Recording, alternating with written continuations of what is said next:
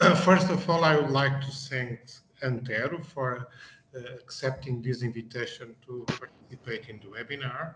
I have to say that I have a long collaboration with Antero, and which is active in the field of radiopharmaceuticals design and preclinical evaluation studies. So Antero has a degree in biochemistry from the University of Coimbra in Portugal, as you all know. It's one of the oldest universities in Europe. Then he made the PhD under the supervision of Professor Terry Jones, already thinking to have one with background to start running the cyclotron that was installed thereafter in Coimbra. And exactly now, it was a successful story in the sense that Antero is now the director of ICNAS. ICNAS is the acronym that stands for Portuguese, it stands for Institute of Nuclear Sciences for Health Applications. And Antero now is the director of this institute that I will explain a little bit more later on what is the main activities developed there. The Antero research interests are in the field of molecular imaging, PET, SPECT, focus on radiopharmaceutical development, PET, radiochemistry and radiopharmacy quality control, and then preclinical imaging and clinical trials. So as you can imagine, it's really a multidisciplinary and exciting field. It's a science with evident applications in health and impacting society. And related with that, Antero promoted the start of 3 spin-offs companies from the University of Coimbra that are involved in the target, one of them, for the production of radioactive metals, and he holds several patents in this topic. So, ICNAS is the main producer in Portugal of radiopharmaceuticals, or we can say the unique producers. There is a cyclotron facility installed there. They have also cameras installed to make also clinical work. And nowadays, besides the production of radiopharmaceuticals and the research and development activities in the field, I think ICNAS is also involved in more than 30 clinical trials in support of the development of drugs, not radioactive drugs, using the radioactive, as you will explain, radioactive compounds to speed up the development of pharmaceuticals. So I think in this presentation, Antero will then, I believe, will make an overview of the know-how expertise of himself and ICNAS in the field, with the presentation entitled Molecular Imaging and Translational Research from Molecules to Man. So Antero, please, the floor is yours. Go ahead. Thank you very much, Antonio, for the kind presentation. As Antonio mentioned, we are friends and collaborators of many years, and Antonio is not officially part of ICNAS, but is a big supporter and main collaborator from the beginning. So it's a pleasure for me to be here. Thank you very much for the invitation, and I'll try to share my screen. Okay, my idea today, and we can make this as interactive as you wish, okay, is to give you an overview of how molecular imaging can be used as a tool to translate from basic fundamental science to clinical application. Actually, I will try to explain that from my point of view, molecular imaging is the tool for translational research. And this is why we think this whole field is the most exciting and for sure one of the ones with the most promising future, because we think that this could really change the way we do science. And you can interrupt anytime, and we can make this, you know, if you want to focus on any specific aspect. I was telling the colleagues yesterday I could give this talk for half an hour or for 5 hours, and they prefer half an hour, that's fine. But if there is any specific topic you want to discuss, I'm very willing to focus on that. Anyway, as Antonio was saying, Coimbra is the ancient capital of Portugal, the first one. Our first 5 kings were born here, and when they moved to Lisbon, there was an empty castle here in Coimbra, so they said, well, let's start the university. That was in 1290, okay? So the university is more than 700 years old. It's a beautiful city. It's a World Heritage Site. If you have the chance, you can come, discuss science, and enjoy some Portuguese hospitality, if you wish. Anyway, so we do 3 things, from molecules to man, as I say in my presentation. So we have a strong chemistry group that basically focus on producing and developing radiopharmaceuticals. And this is the field that we have a strong collaboration with Antonio's group that has been working in this field for many years than we have. So they have great experience. It's a fantastic group. So we have chemistry, then we have preclinical studies with PET, MR, photoacoustic tomography, optical imaging, fluorescence, bioluminescence, etc. And then we have the clinical part, in which we have 2 PET CT scanners and 3 Tesla MRI, and a strong, very strong collaboration with industry in the drug developing process. So not just developing radiopharmaceuticals, actually supporting the industry in developing new drugs. As Antonio was mentioning, we're currently participating in 35 clinical trials with the industry. Okay, so these 2 keywords, molecular imaging and translational research, are the essential ones for my talk today. Why? Because in the biomedical research field, okay, you really have 2 completely opposite sides. Okay, it looks like we are, I don't know, from different worlds. On one side, you have what we call the basic laboratory researchers, you know, chemists, biochemists, biologists that work with animal models, they work with tissues, they work with cells, they work with immobilized proteins, and they are looking at the mechanisms, the fundamental, the underlying mechanisms of disease. And they discovered interesting things every day. They discovered a certain protein or a receptor that, if it's activated or inactivated, might play a role in that disease and could constitute a molecular target for therapy.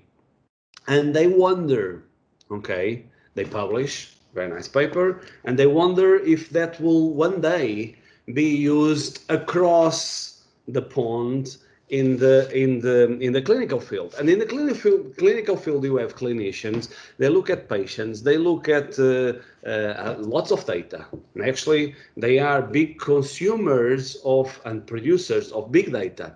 Okay, and they are looking at all this data that they collect from the patients, and they try to relate that with the papers they read from the basic fundamental scientists that are publishing. And the problem is that these 2 things, they don't match.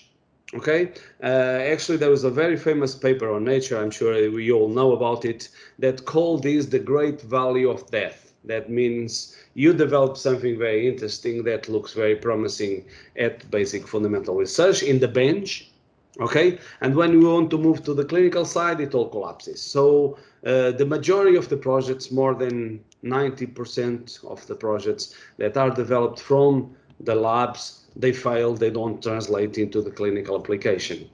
And what I think is the key, well, it's not just me, there's a lot of people starting to think like that, is that the translation between basic fundamental science and clinical application is molecular imaging. Why? Because if I am doing, for example, a PET scan, okay, with the radiopharmaceutical in a patient, okay? I'm looking at interaction between a tracer and the receptor, an enzyme, a transporter, some molecule, okay? And I'm actually looking at exactly the same process using very similar tools that the biochemist is using in the laboratory, okay? In the cells or animal models or immobilized enzyme, okay? So basically, we can translate directly the research from basic and fundamental science into clinical application. And this is a very, very important tool. Okay, today I'm going to focus on PET because PET is the technology I use. It's the technology I know better.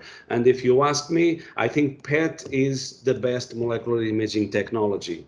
Is it the only one? No, of course not. Okay, MRI has improved dramatically in recent years, and of course you have variations of MRI that are functional, like for example MRS, like fMRI, etc. And then of course you have SPECT, and you have optical imaging, fluorescence and bioluminescence, and of course we have some new technology. We recently installed here a photoacoustic tomography device. This is something that excites with a pulsated laser light and then reads out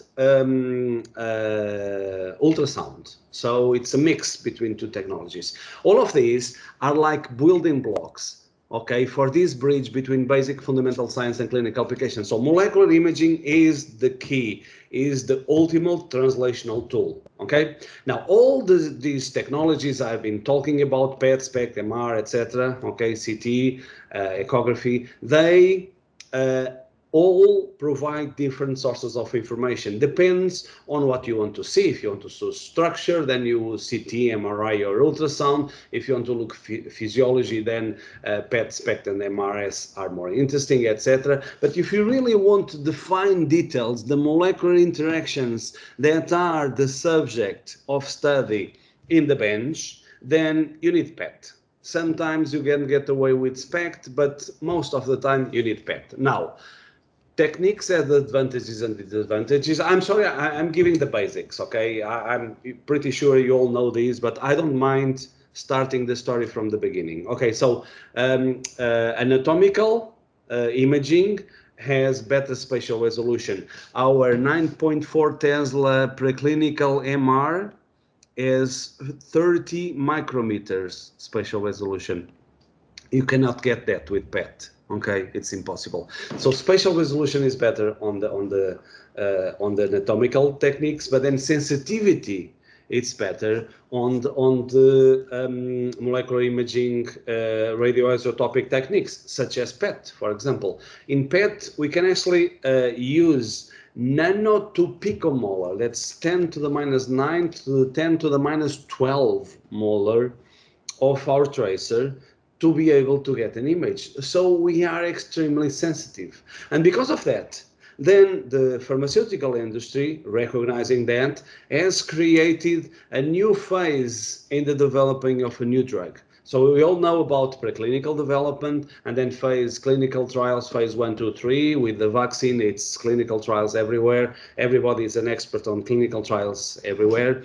What you don't hear about is that there is a new phase between preclinical development and clinical trials. It's called phase 0. Okay, what is phase 0? Phase 0, as defined by the pharmacy regulators, is access to human studies with a very low amount of their compounds. They say that to be called a microdosing study, the maximum you can inject in a patient is 1% of the expected therapeutic dose.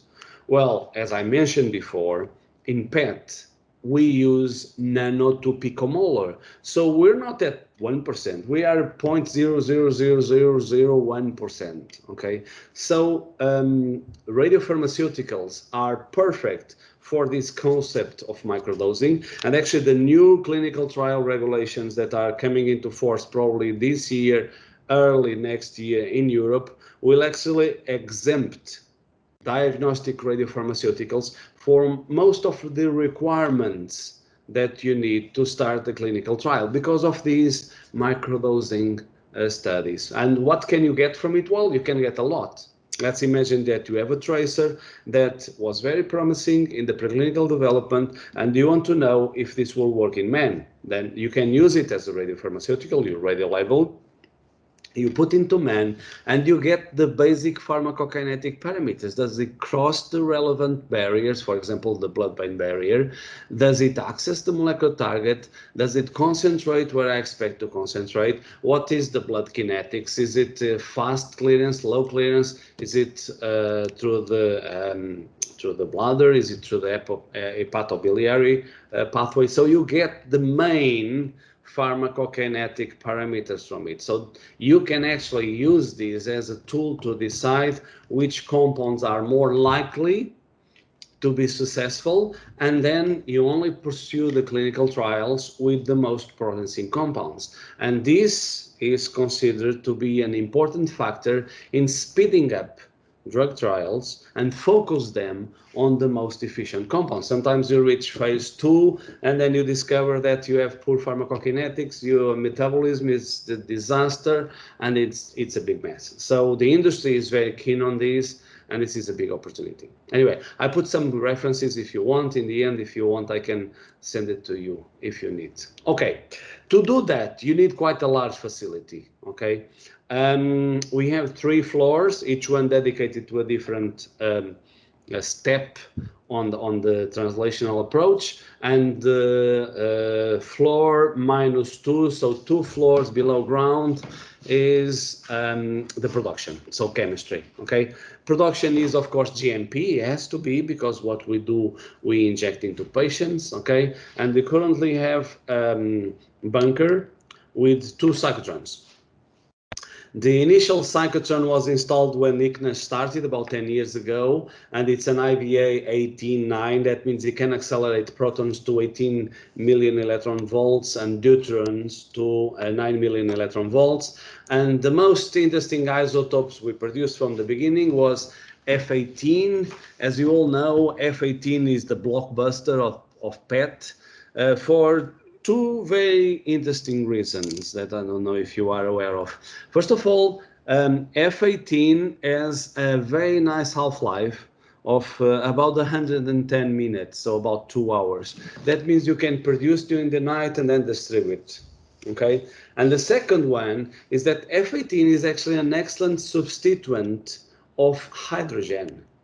And if there is something that is common in organic molecules, as we all know, more common even than carbon, it's hydrogen. So the bond length CH is very close to the CF, okay? The van der Waals radius is very similar. So basically, it's an excellent radiolabeling strategy using fluorine. So of course, F18 is a blockbuster. Then of course we have carbon-11. Carbon-11 with 20-minute half-life is a bit on the short side, but then of course, all organic molecules by definition have carbon in their composition, so it's always nice to use carbon. We are producing more than 10 compounds based on carbon. It's very interesting isotope. And of course we have oxygen-15. The problem with oxygen-15 is that with 122 seconds half-life, it's very difficult to work with it. It's too short. Better than oxygen-15, we have N13. N13 we use to produce ammonia for myocardial perfusion scans. It's about 10-minute half-life, and it's a good balance between fast blood kinetics and fast diffusion into tissue and not too long half-life. Okay, but this is where we started. You know, the basic research in PET is based around small molecules, small organic molecules, around carbon, nitrogen, fluorine, etc. Well, this is changing. This is changing, and we are doing a lot recently with radiometals. So the concept of having a bifunctional chelator in which you attach to a molecule, a biological molecule with some affinity for some receptor or transporter or whatever, and then on the other side you have a chelator for a radio metal. It's a very interesting approach, okay? And we started with gallium-68 and then moved to copper-61, copper-64, but we had a problem. As I mentioned, our cyclotron was an 18 MeV proton machine. And for some of these reactions, you don't need 18, you need 12, others you need 14. So we have a problem. When you purchase the cyclotron, you need to decide what energy the cyclotron is, and sometimes the energy is not the right one. So we challenged the cyclotron manufacturer and started a project with them, and the result of that project is this cyclotron that was installed here in 2019, was the first in the world of its kind. And with this cyclotron you can actually extract the beam at different energies, okay? So because of that we can actually extract any energy between 12 and 18 MeV. We open up a series of other isotopes. We optimize the production of gallium-68. This is why we have the patent. We optimize the production of copper-61, copper-64, start producing zirconium-89, scandium-44, and many other isotopes. So this completely opened up the possibilities, and we are very excited, especially these metal chelators coupled with some smart chelation chemistry. Most of it that we are collaborating with Antonio and this fantastic group is actually changing the way we look at this field. We will talk a little bit more about this later. Okay, so then we have a lot of chemistry labs, 3 parallel labs, and a lot of automation that basically we press the button and they do all the work for us. So it's quite extensive labs. We also have, of course, QC and sterility, etc., the normal stuff. Anyway, one floor up, we have the clinical imaging. For the clinical imaging, as I mentioned, we have 2 PET-CT scanners, and we also have laboratories for cell culture by distribution, and we are working on specific scanners developed by our team. For example, a typical clinical scanner will have like 5-6 millimeter resolution. We just finished a tender to purchase a brand new digital PET system as a spatial resolution of about 3 millimeters, but we think that's not enough. So we are working on a high resolution brain PET system that will achieve sub-millimeter resolution. So the idea is to look at even more detailed processes in the human brain. So we're also quite excited about it, and we should have results by the end of this year if everything goes okay. So okay, the clinical imaging is GCP certified, so good clinical practices. And last but not least, the preclinical research is GLP certified, of course, also. Also on the preclinical, we have a 9.4 Tesla MR machine for rats and mice, but we also work on developing of new systems, and this is a high resolution small animal brain PET with 0.3 millimeter resolution. This is a scan with raclopride. This is a dopaminergic D2 antagonist. And what you're seeing that it is a striatum of a mouse, okay, superimposed on a mouse MR. Okay, so in the human side we do PET-CT, on the animal side we do PET-MR. It's better suited for small animals. Anyway, talking a bit about the basics. Okay, this is the basic fundamentals of medical imaging. Again, I apologize for saying what everybody knows, but I think it's nice to touch base, if you allow me. Okay, so molecular imaging is an approach in which we start with a question. It can be a clinical question. For example, a clinician in an hospital comes to us and say, I want to diagnose this pathology that I don't have any other way to do it. Or it can be a research question. It can be, I think that this specific mechanism is involved in this disease, and I want an imaging biomarker that can prove or disprove my theory. Okay, from that we answer with a molecule, okay? And then we need to answer 3 questions. What is your molecular target? What kind of enzyme, transporter, receptor is changed in your model, okay, in your disease. Then you need to select a tracer molecule that has affinity and selectivity for that process, and then you attach it to nuclide. It's super easy, okay? If that goes well, you do an image and you answer the question. If that doesn't go well, you call it research, publish a nice paper, and start over again. So it's good fun. I think it's the most fantastic field in the world, but then everybody has this favorite subject. And I would like to go through each one of these areas with you and start talking about what kind, for example, of molecular targets we can have. Okay, three main clinical areas of application. First of all, oncology, of course, because of the importance of the problem. Now we are all worried about the pandemic, but of course, when we are not worrying about the pandemic, we are worrying about oncology, okay? We can look, for example, at very simple tracers that target the blood tissue interaction. You can look at changes in blood. You can look at endothelium integrity, okay? That is, you know, the endothelium of the capillary gets stretched next to the tumor and opens gaps that you can explore to pass some molecules around. You can look at cell death, either necrosis or apoptosis. You can look at hypoxia, as you know, is an important factor in many solid tumors. You can look at inflammation and angiogenesis. All of these are areas in which we at ICNAS are working. So we have tracers for all of this process. Now, if you zoom in one single cell, then you can look at metabolic pathways. You can label drugs and test them before you treat the patients with them. You can look at receptor ligands. Of course, it's a very, very important field.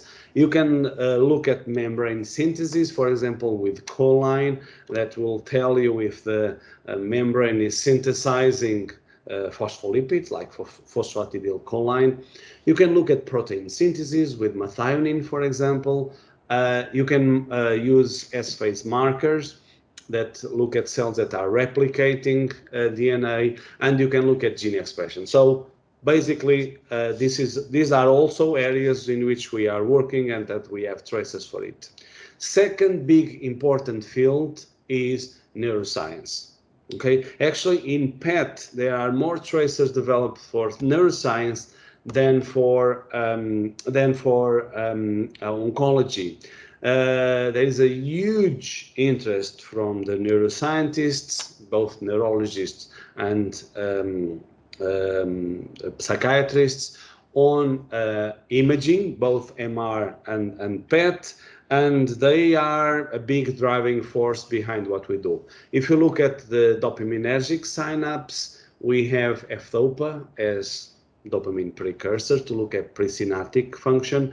You have raclopride, as I mentioned before, to look at dopaminergic D2 postsynaptic receptors. You have these methyl sharing 23,390 for dopaminergic D1. You can look at the dopamine reuptake site, the dopamine transporter with this beta CIT, etc. Many other tracers. Also, we can look at inflammation with this PK9995 marker. It's a marker of the TSPO receptors. You can look at brain amyloid deposits with PIB. You can look at monoamino oxidases, and you can even see very, very fine and detailed processes. For example, we are using this tracer, copper-64 ATSM, to look at mitochondrial dysfunction. Okay, that results from oxidative stress that happens in the beginning of the neurodegenerative diseases. So in the beginning of Parkinson, in the beginning of Alzheimer, in the beginning of Huntington's, you start to have cells that are in stress that created excess of reactive species, free radicals, and as a consequence of that, you have mitochondrial dysfunction, and you can look at that with these tracers, the copper ATSM. So we're really looking at the beginning, okay, of neurodegenerative disease. Of course, if you want to develop, for example, a drug that will target these early processes, then you can use these tools to evaluate it. And then, of course, last but not least, cardiology. As you know, I'm actually, I think Antonio said that, I'm actually a biochemist, so I like these diagrams, but I will not get too much into it. Just to say that, as you know, the myocardium is bifuel, is a hybrid vehicle, as we say today. It can work with glucose, it can work with fatty acids, and we can do image both ways. And actually, to stop the big discussion, okay, at which fed state the patient is, that is a big discussion between technologists and doctors all the time when we do cardiology. Now we decided to put a stop on it all and go straight to the Krebs cycle, okay? So now we're using acetate to image the heart. That is irrespectively if the patient is in fed or fast state, we don't care. We go straight to the Krebs cycle and see metabolism directly looking at the acetyl coenzyme A. So, okay, this is what we're doing at the moment. Of course, cardiology is two sides. You have the heart, and last but not least, you have the cardiovascular component, okay? And in the cardiovascular component, you can look at the vulnerability of the plaque. We are publishing a lot in this field using a very simple tracer. Actually, it's the oldest PET tracer. It's sodium fluoride. It's actually, we call it the juice from the cyclotron, okay? It basically comes straight from the cyclotron. We just do a QMA filtration, put it straight into sterile saline and go straight to the patient. Well, after quality control, of course. But then not much can go wrong. And this tells you if there is an active calcification process in a certain plaque. Because one thing is to have plaque, and most of us, if we have a certain age and, I don't know, food in Portugal is quite good, so we got lost sometimes at the table. Everybody at a certain age will have plaque. It's a big difference to just have plaque or to have vulnerable plaque. So plaque that is unstable, that will detach and then circulate until they form somehow a block in the brain, in the heart, or in the lungs, as you know, and this could be a catastrophic event, okay? So this is a very simple and very effective tool, and many others. I don't want to take too much time from you. If you have interested in any of these, write to me. My email is on the first page, and we can talk about it. Okay. So, as Antonio mentioned, we are also the main supplier of radiopharmaceuticals in Portugal. We produce during the night to distribute during the day. I was looking at production in the first 6 years. We started in 2012. And of course, we sell a lot of FDG. You know, it's like our bread and butter. Everybody uses FDG. It's good for any cancer. But then the F18 is the red line. We started to notice, okay, we started producing gallium-68 Dotanok. This is a somatostatin analog for neuroendocrine tumors. And this was a challenge by the local Coimbra University Hospital. And they said, well, we need some gallium-68 because we have these neuroendocrine tumor patients and we want to image them. And I said, well, neuroendocrine, that's a quite rare cancer. How many do you get per week? And they said, well, we get like 1 per week in the hospital. And I said, okay, I purchased a gallium generator and we started to do some scans with this somatostatin analog. And as you can see here, this is not number of patients. This is number of production cycles. Each production cycle is many patients. And you see here that in 2018, I was already doing 400 productions of Dotanok, rare cancer, and 517 of FDG, all cancers. So it's a bit strange. And then in 2015, we also start labeling these prostate, well, they call it prostate-specific membrane antigen. It's not prostate-specific, but anyway, it's the name they gave it. It's a receptor that is overexpressed in prostate cancer in many other tissues. But anyway, we started doing imaging with them, and then as you see here, the blue sky is rocketing, okay? And I'm now producing more gallium-68 productions than FTG. That is incredibly strange. So we start looking at it. I don't want to take too much of your time because they give me 40 minutes, it's almost over. But anyway, we start looking at gallium-68, and gallium-68 is the worst of every possible nuclide. It has a short half-life, 68 minutes. It's not a pure positron emitter. The average beta energy is too high. That means the images are not very high quality, and it's a big mess. But anyway, the key to gallium-68 is this big buzzword, theranostics, okay? And what is this theranostics? Well, theranostics is the capacity to have in the same molecule the diagnostic and the therapeutic capacity. How do you do that? Well, let's say that you take Dotanoc, for example, that I was showing in the previous slide.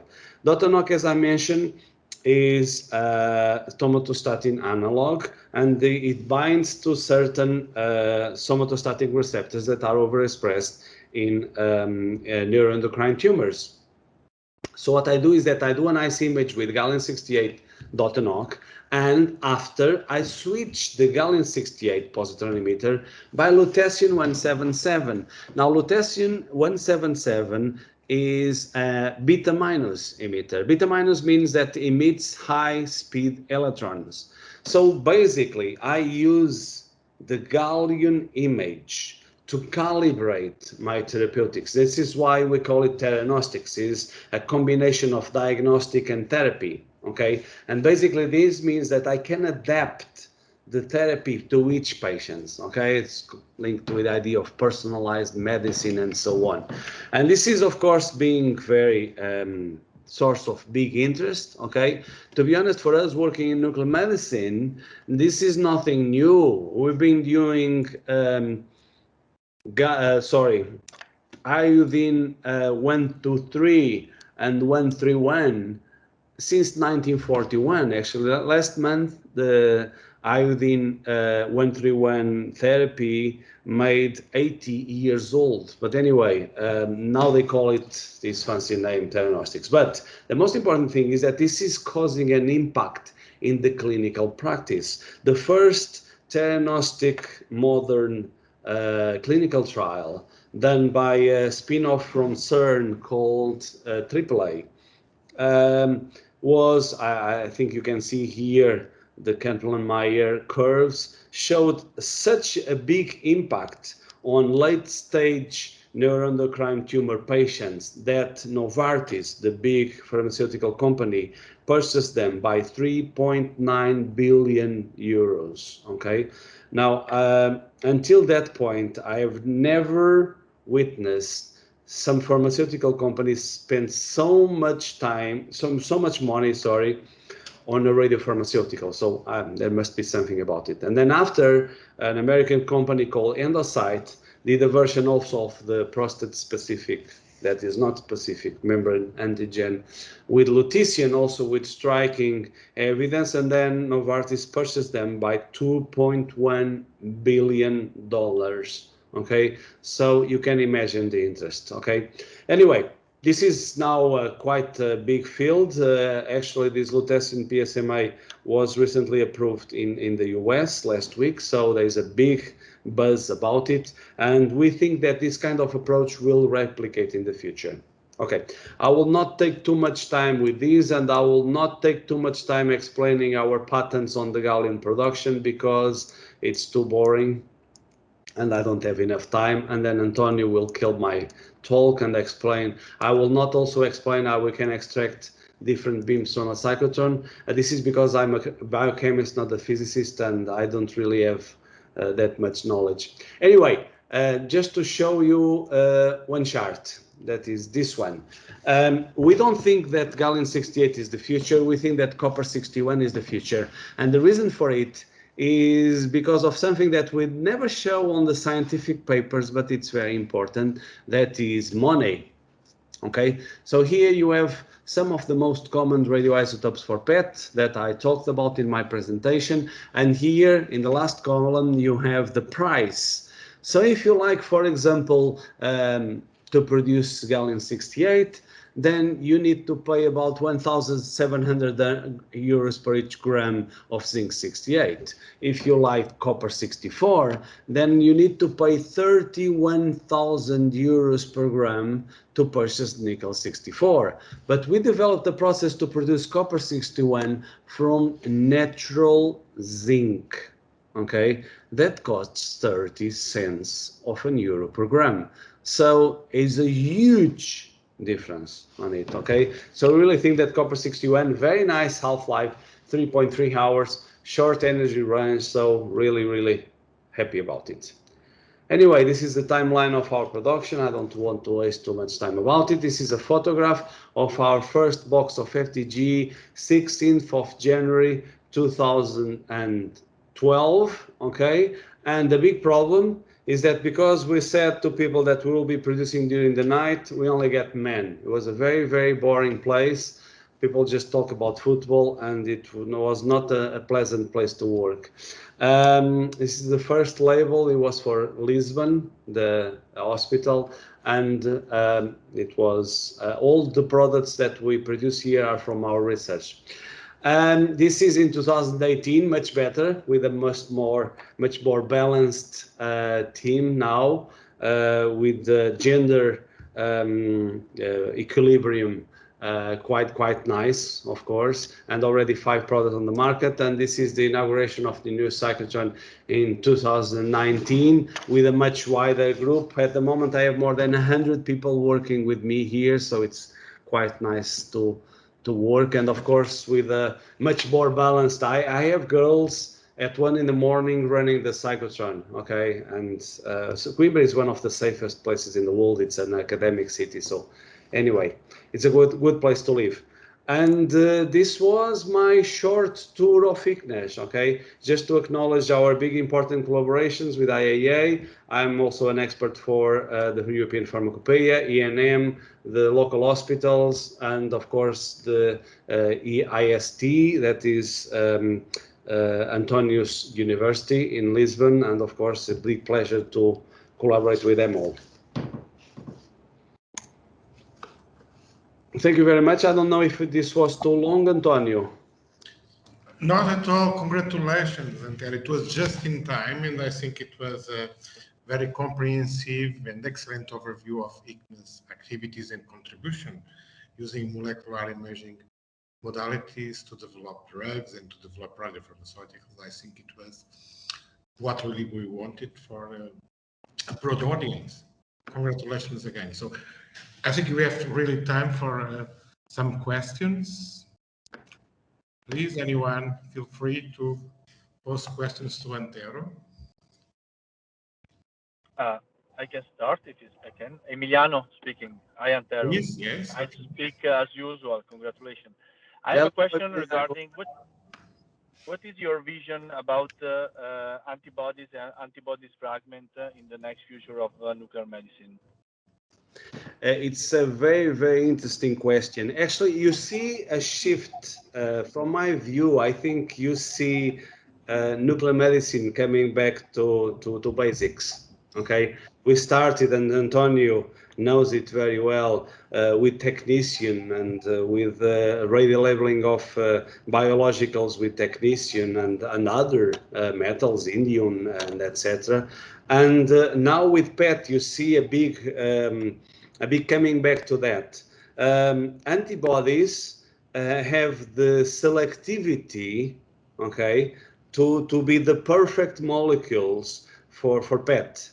Of course, antibodies have a drawback, that is they have long circulating times, and because of that, that means high dose to the patient, and you need to work with long-lived nuclides such as zirconium that you know very well. We are switching now here the research from the full antibodies into the smaller fractions, nanobodies and fragments that retain the affinity for the target, but at the same time they don't have the long kinetics, okay, that will make the image less interesting. So we are working now with a series of fast kinetic nanobodies. We started using natural ones from some animals that we know that they have short nanobodies, like for example the camelids. Actually, two animals in the animal kingdom have the shortest antibodies is camels and sharks. Okay, and for some reasons people prefer to work with the camels. They look a bit more tame. Okay, but as I said, we switched to synthetic nanobodies, and we've been having very, very interesting results with them. So I think this will be a fantastic field for the future. And also because of the theranostic approach, I'm sure this will change a lot of what we're doing today. I don't know if this answered your question. Yeah, thank you very much. Okay, some more questions to Antero.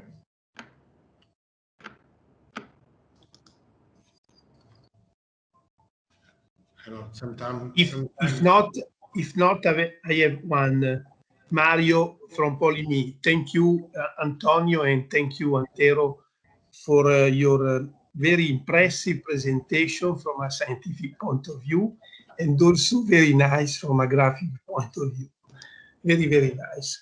The first is a curiosity, probably useful for our colleagues from cancer center and hospitals in Italy. How much does it cost, the cyclotron you have since 2019? Okay, I'm not involved in the commercial part of the cyclotron, of course. We just purchased the machine. Actually, it was a research project with IBA. So because it was the first IBA cyclotron with variable energy, they basically just charged for the parts. It was a joint process, okay? I don't know how much it costs, but to be honest, I don't think, considering what you can do with it, okay? And there are other options in the market, other manufacturers, okay, that are also producing now variable energy cyclotrons. I think it's certainly worth the investment, okay? Yes. It's a phenomenal machine, and all of these opportunity to use these radiopharmaceuticals to help to develop new new drugs is huge. I'll give you an example. For example, we are using PIB for amyloid Alzheimer's scans, okay, and we did more than 800 PIB scans. And if you diagnose Alzheimer, but then you go to the patients and say, well, you have Alzheimer, but there is not much we can do. There is no cure for Alzheimer. Now there is a new therapy that incidentally, it was one of our clinical trials here with that molecule. There is a potential amyloid targeting molecule that was released a couple of weeks ago, but you cannot do much, okay? But you can use these tools to help develop the new generation of drugs, okay? So I think this is PET. It's much more important as a drug development tool. Okay, I'm not saying it's not important for clinical application. Of course, we'll always be doing clinical scans, and it's a phenomenal technique. And for many areas in oncology and cardiology and neuroscience is the gold standard. But I'm just saying it's a much more interesting tool, even more for research. Okay, and so in the end, I give you an example. Our initial cyclotron, that one we purchased, was about 1.2 million euros. Okay, the 3 Tesla MRI machine was 4 million. Yes, yes. Okay, so if you think PET is expensive, try MRI. Okay, Yes. honestly. Okay, so I think accusing us of being expensive is not the right way to place it. Okay, you need to see the value that you take out of having such a powerful tool in your hand. Okay, and the PET is a phenomenal. And you see many people, for example, I did my PhD, as Antonio was saying, in London at the Hammersmith Hospital. And at the time, a lot of the neurologists were actually moving from PET to MR, you know, and they said MR is the future, better resolution. And then you see them 20 years later coming back to PET saying MR was a hoax, we never know what we're looking at, PET is quantitative, PET is the reference. And now everybody's coming back. So we just say, okay, welcome back, enjoy the ride, and let's go. You know, we're doing fantastic things in neuroscience. For example, we're working with King's College in a tracer that is called UCBJ, that we are looking at brain synaptic density.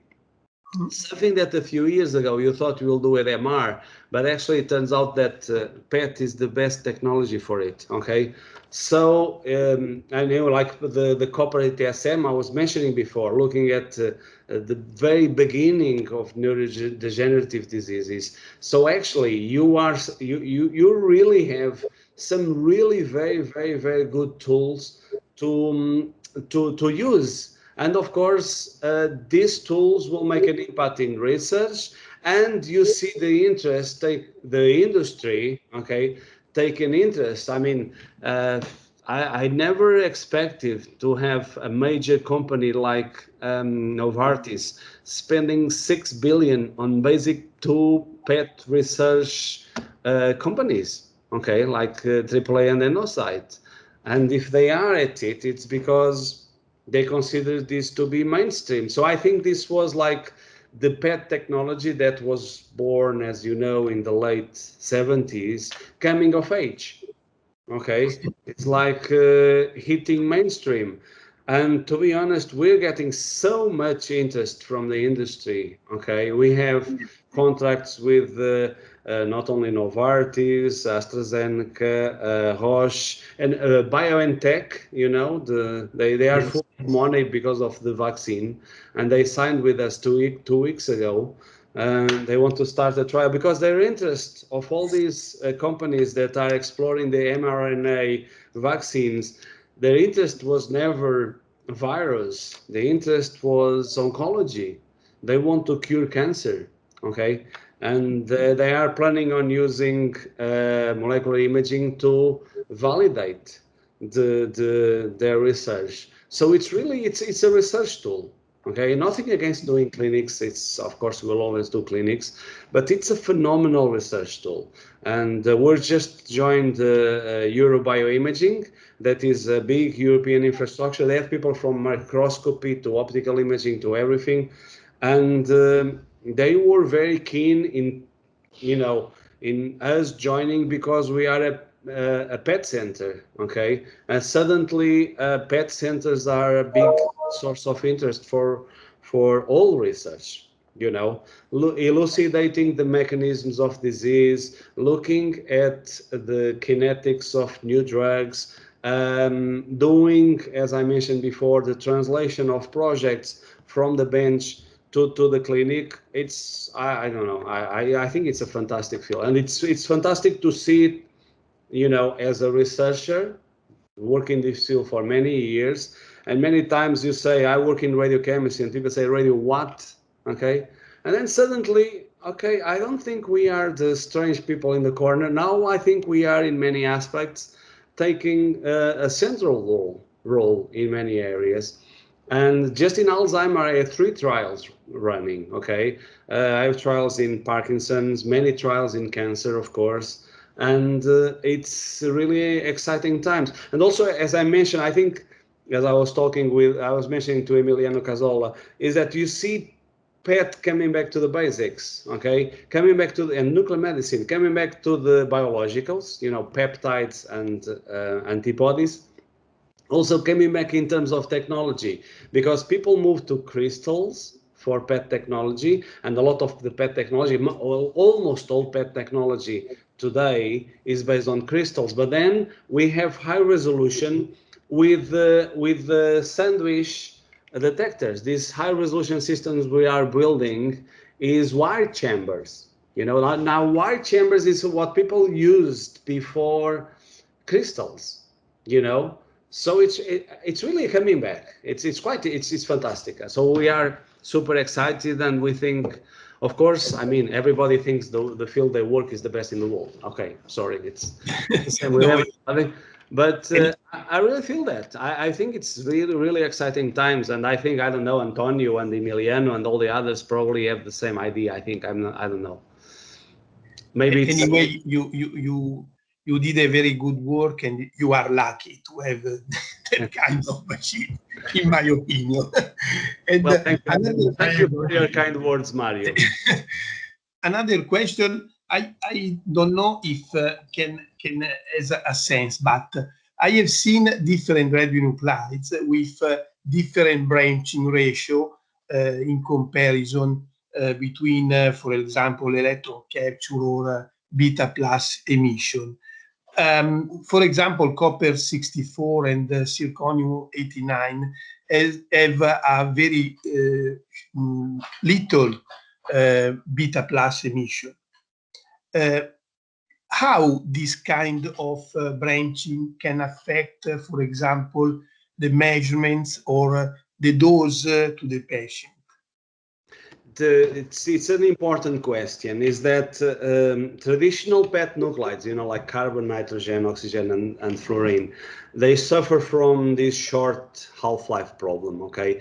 And of course, people, especially as they move to biologicals, they want longer half-lives. And the two most promising nuclides at the moment is, of course, copper 64 with 12.7 hours half-life, and zirconium 89 with 3.3 days. The concern about those in the patient is not just about the half-life of the radionuclide, okay? It's of course related with the biological half-life of the compound you're labeling. So if your compound has fast kinetics, then it's not really a big problem. So for example, we are labeling our nanobodies with zirconium 2 just because we have great tools to label with zirconium, and it makes sense, okay? The question of which nuclide will be the most interesting for the future, okay, it's a big question. There's a lot of people, some big friends I have in Italy that have a strong interest in copper 64.